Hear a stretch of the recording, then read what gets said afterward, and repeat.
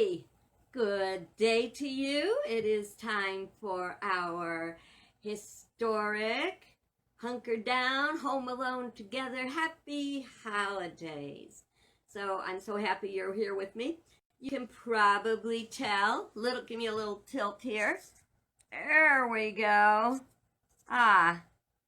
So you can see I've got a little bit of the decorating going on. I'm not where I want to be, but I'm doing better than yesterday. So maybe tomorrow I will have more decorations to show you, but not today. So how's it going? You got a little cup of tea or something?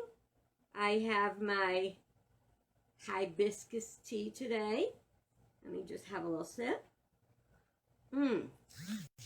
It is so nice. I have to tell you, boy, I have been busy.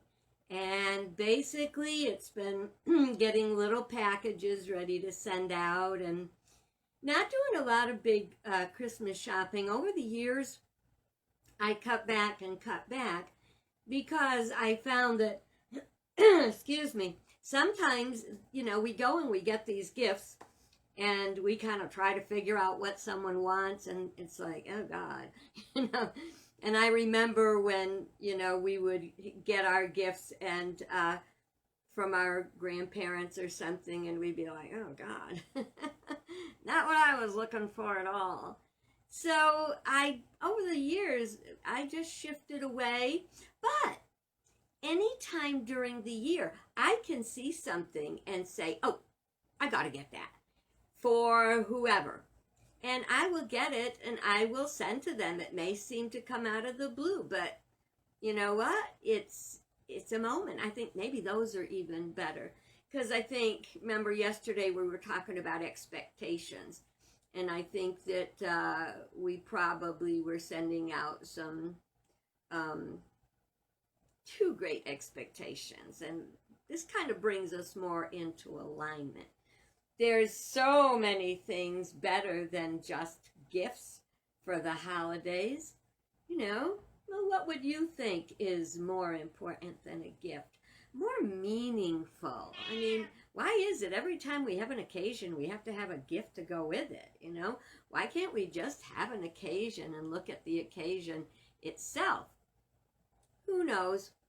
But, so my gifts are small and I will be inclined. I try not to send anybody a whole lot of candy or cookies or anything because you got a lot of people sending you a whole lot of candies and cookies and stuff, Some of the things that are better than gifts, to me anyway, would be tradition.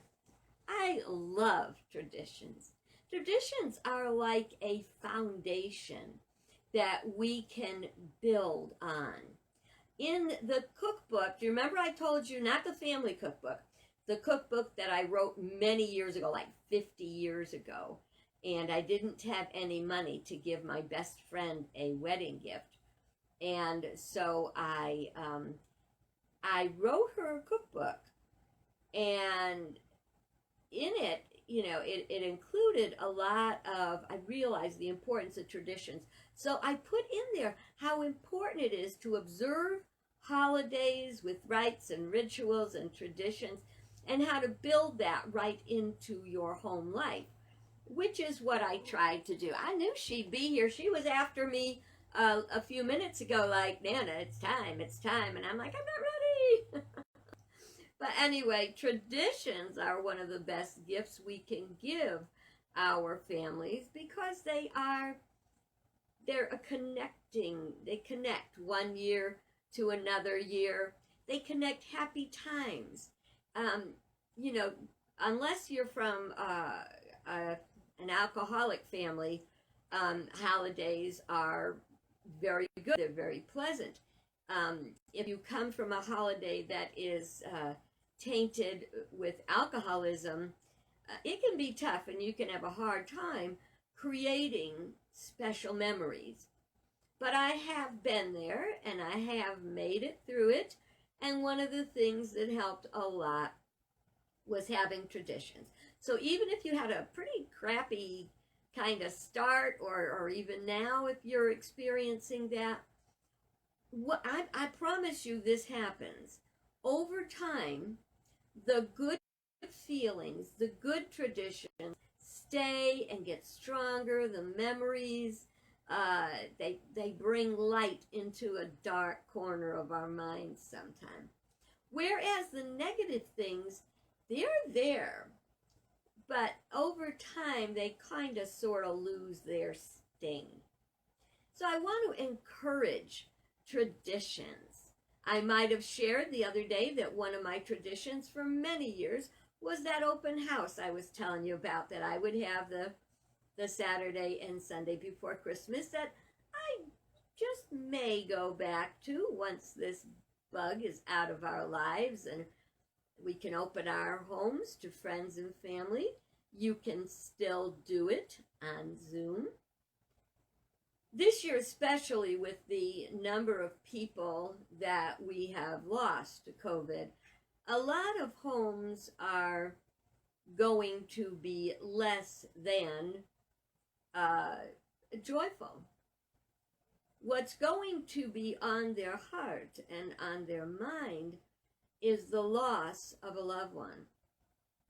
And they're going to think, I can never have a happy holiday again. I can't do it.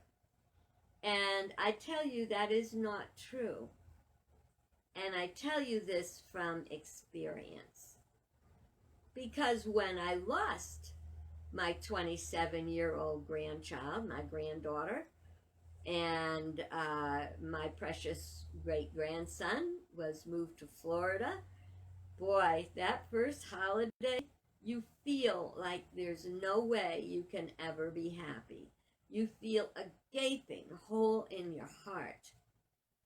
Every memory seems to be like throwing acid on a wound. But you come through it when you remember the real meaning of Christmas. You remember many of the things that are around you that give you memories, and you think about the times you had together that were good times, because, my dear friend, those times are still there. They were real. They were special. And they will get you through it. I might have said before what looks like ornaments hanging here. Those aren't ornaments. They are memories. They are precious moments. They are expression of love. Whenever I get these decorations done, I'll take you on a little walk around my decorations, and you can get to know what I really mean by that. So, is it possible that you might have lost a loved one this year, or a year in the recent past, or even the long past, where you say, it's just never going to be the same? No, it won't be the same, but it can still be special, and it can still be good, and the memories will warm your heart and will no longer send, an icicle of pain through your heart. And the faster that we can get to that point, and please note that I'm not saying you forget about the people, you forget about the losses. I'm saying you learn to accept their reality and the reality of the permanence of the good times you had, the good things you did. You don't want to be, grieving all the time. Yes, we grieve, and there'll always be a part of us that grieves. Yet still, that person would not want us to be miserable because they're not here. They've gone on to the realization, as Jesus promised, that life did not end for them, that what is it that the traveler says? Our life did not begin at birth. It is not of the earth. Yep. Well, one time I wrote a story that I would like to share with you, and I think it's a story that is very appropriate for these times. And I wrote it, but it's in my little book that is called Spirited Stories Heard Round the Campfire. And these are stories that I go and share at campsites. Hang on. Cat fur. One of the joys of having a cat. Okay, it's story time. So have a seat and get ready for today's story.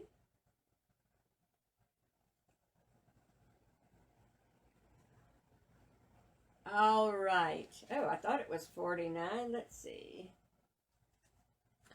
Okay. Here we go.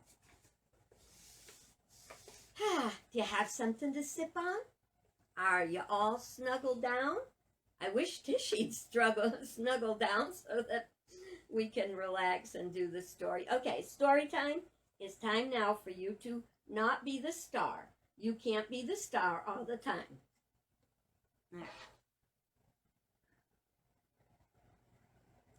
Tish, you got to give Nan a break.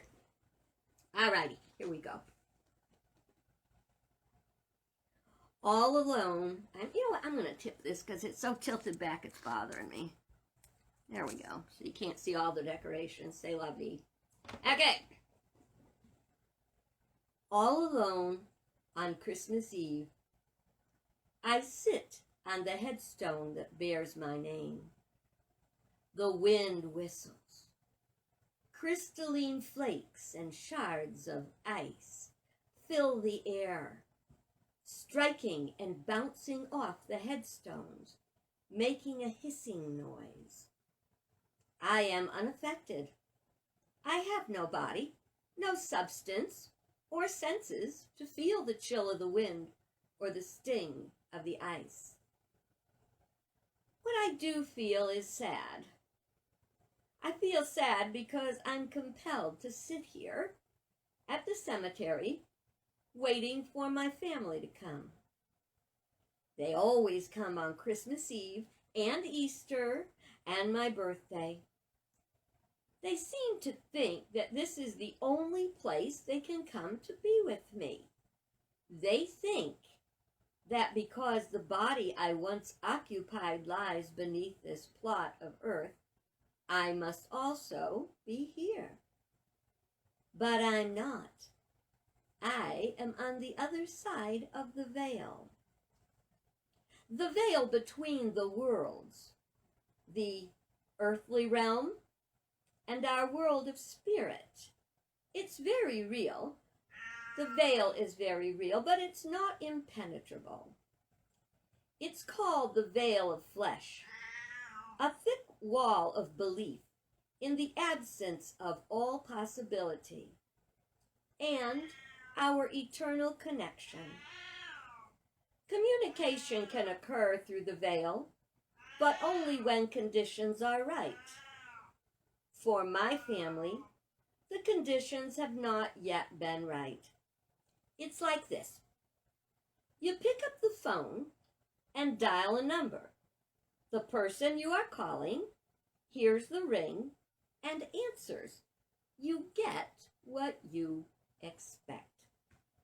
Your voices travel the distance that separates you through wires or sound waves that bounce off of cell towers.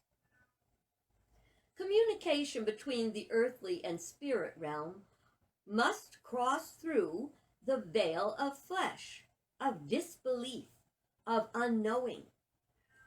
My family likes to think that I'm still alive in heaven, but they don't really expect that we can connect here and now. They believe that I'm out of reach until the day they leave earthly life and join me. So they come, bringing flowers, shedding tears, and pouring out the depth of their suffering. Their intentions are good, but it's very depressing and frustrating for me.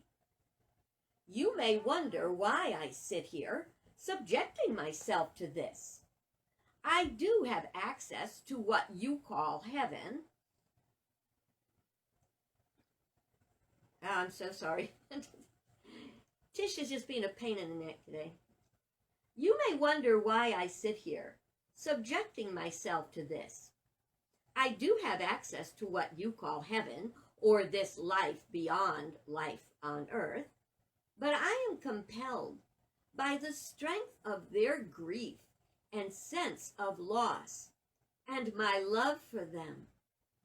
I can and have been home, but it felt, well, I would say I felt invisible, but it's more than that. It was like the absence even in my presence. I guess, having visited the cemetery, they feel that they have done some kind of duty, showing me their love by shedding their tears and sorrow on my grave. Maybe they think expressing their grief at home could take the joy from their holiday, tainting it with loss. But for me, it's a real downer. Because of this, I haven't had a fully enjoyable Christmas since I died 7 years ago. Maybe they feel that thinking of me with laughter and remembering our good times would be hurtful or disrespectful to me, or would magnify their pain. Nothing could be farther from the truth. Another reason I sit here is because I'm waiting for and have been praying for that moment, that flash, that spark of hope that will rend the veil and tear it open and end the separation. At Christmas, people are more inclined to believe. So, when they come to be with me, it's the best chance to get a breakthrough. We need only one chance to make a connection, and the call will be answered. I am waiting for that chance. It's starting to get dark. Maybe they won't come this year. Maybe the cold and icy snow will keep them away. Then I hear voices, soft and faint at first, getting louder as they approach. I hear the crunch of snow beneath their feet. My heart jumps. It always does at the sight of my family, even though it will probably be aching by the time they leave. The closer they come to my grave, the quieter and more somber the mood. And then they're here, as always, unaware of my actual presence. My grandmother, father, mother, and sister Susan have come. But wait, there's someone else. It's a child, bundled up so heavily that it looks like a snowman, a pink snowman. It's my 6-year-old niece, Tessie. She was named Tess after me, to honor me, I guess. They've never brought her here before. Mom leans a pretty wreath of shiny Christmas balls against the headstone, and the tears and the sobs begin. This gets Grandma and Susan going. My father hangs his head bravely, fighting back the grief. Tessie, never having experienced this before, looks at the adults, perplexed and confused. Yet, as children tend to be, she's easily distracted and looks at all the surroundings. You know, I am so sorry. Tish is being very demanding today. A cemetery over the holidays can really be quite beautiful. In this cemetery, many people have put up twinkling solar lights on the graves, giving it an almost fairyland appearance. She smiles, and then she looks straight at me. She smiles. Could it be she can see me? I lift my hand and wave. To my shock and delight, she waves back.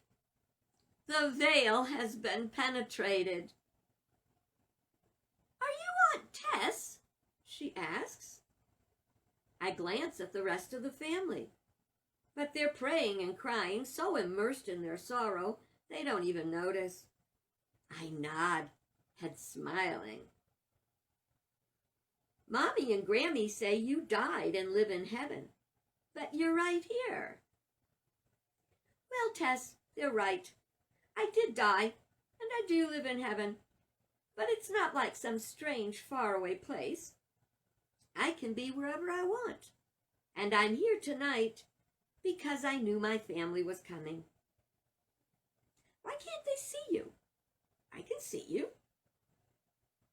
"You can see me because it's Christmas Eve, when the veil between heaven and earth is very thin." Tessie furrows her little brow, interrupting. "Why can't they see you? Don't they know you're here?" "No, honey, they can't, because they don't believe I can be. You can see me because nobody ever told you you couldn't."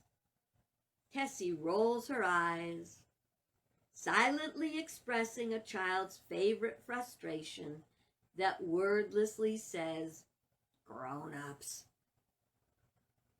The grown-ups, having completed the Christmas Eve ritual at the cemetery, wiping their eyes and blowing their noses, prepare to leave. It was then they noticed Tessie talking to what seemed to be the headstone. "Are you talking to me?" Susan asks. "No, Mommy.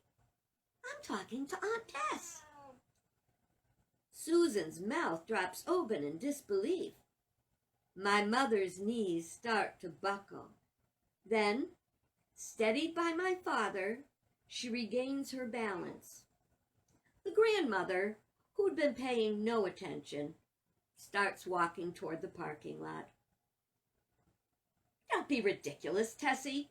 There's nobody there," Susan said firmly. "But she is here, Mommy. She said she comes here because she knows you're coming, but feels sad because everybody cries." Then there's silence. Susan, bewildered, tucks on the pink snowsuit, gently guiding the child in the direction of the parking lot. "That'll be enough of that, Tessie. We need to get home.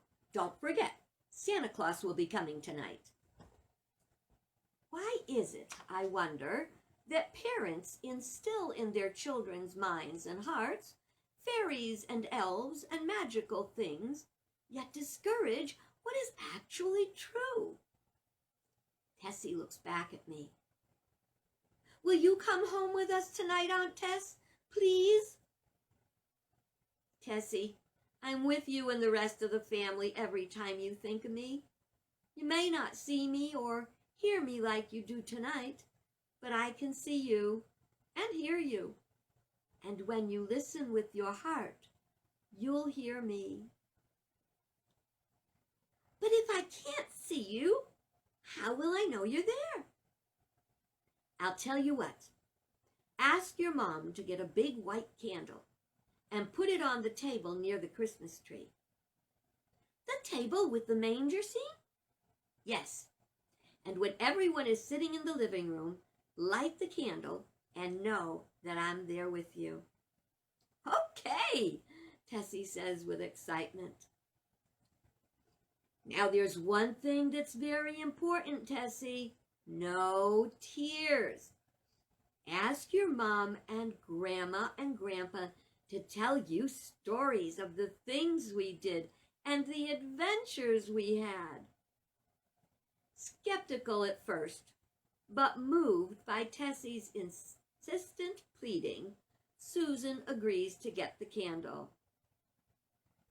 Reflecting on our stories and memories, the whole family can feel my presence. From now on, I'll never keep a vigil by my grave waiting for my family. Not Christmas Eve, not Easter, not my birthday, not ever again. Nor will my family need to go to the cemetery to feel my presence.